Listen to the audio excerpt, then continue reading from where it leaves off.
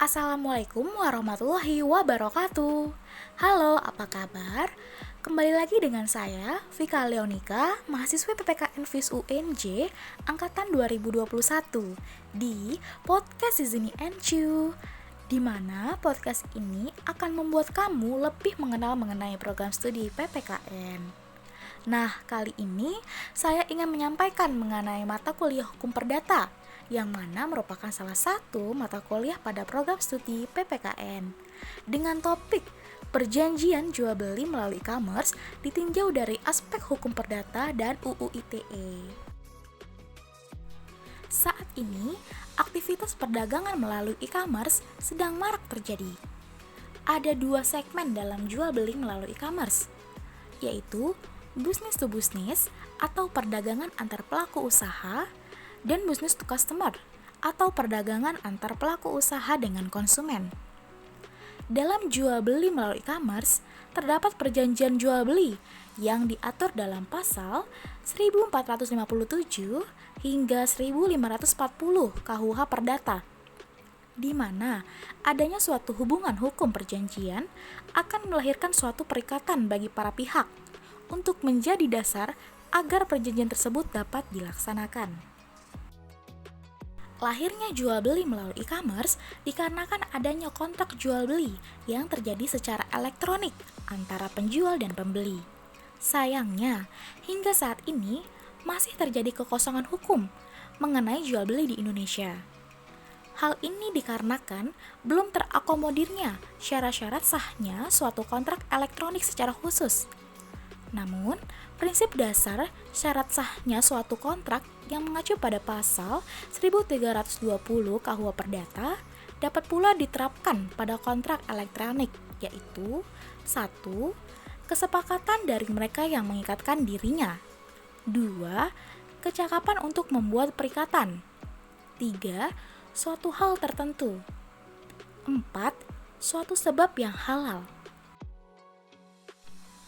Saat pembeli mengklik setuju untuk membeli suatu barang atau jasa melalui e-commerce, berdasarkan pasal 1347 KUH Perdata, pada saat itu konsumen sudah melakukan perikatan dengan penjual.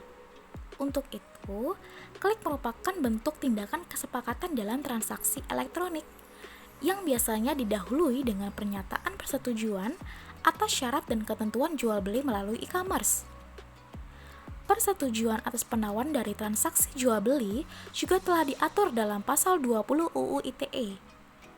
Setelah penjual dan pembeli sepakat untuk melakukan perjanjian jual beli, maka kedua pihak sudah terikat dan wajib memenuhi perjanjian tersebut. Apabila telah memenuhi pasal 1320 KUH Perdata, maka jual beli melalui e-commerce telah sah menurut hukum. Akan tetapi, ada beberapa syarat yang harus dipenuhi. Syarat pertama dan kedua adalah syarat subjektif, karena berhubungan langsung dengan pihak-pihak yang terlibat dalam jual beli melalui e-commerce. Apabila tidak dipenuhi, maka kontrak dapat dibatalkan oleh pihak yang berkepentingan. Sedangkan syarat ketiga dan keempat merupakan syarat objektif, karena berhubungan langsung pada objek dalam jual beli melalui e-commerce. Apabila tidak dipenuhi, maka kontrak elektronik batal demi hukum atau dianggap tidak pernah ada dan tidak ada dasar untuk menuntut. Tanggung jawab para pihak di dalam jual beli melalui e-commerce adalah pada saat salah satu pihak menuntut adanya barang yang ditawarkan dan pihak yang lain mengirimkan barang sesuai dengan yang diperjanjikan dengan harga yang telah disepakati. Terdapat 4 unsur penting dalam terselenggaranya perjanjian jual beli melalui e-commerce, yakni penawaran, penerimaan, pembayaran, dan pengiriman. Setelah semua proses sampai dengan penyerahan barang terjadi, maka perjanjian tersebut berakhir.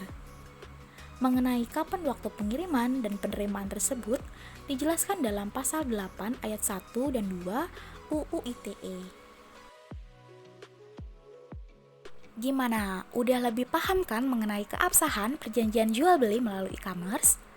Kalau gitu, saatnya saya, Vika Leonika, pamit undur diri. Sampai bertemu di podcast Season NCU episode selanjutnya. Wassalamualaikum warahmatullahi wabarakatuh.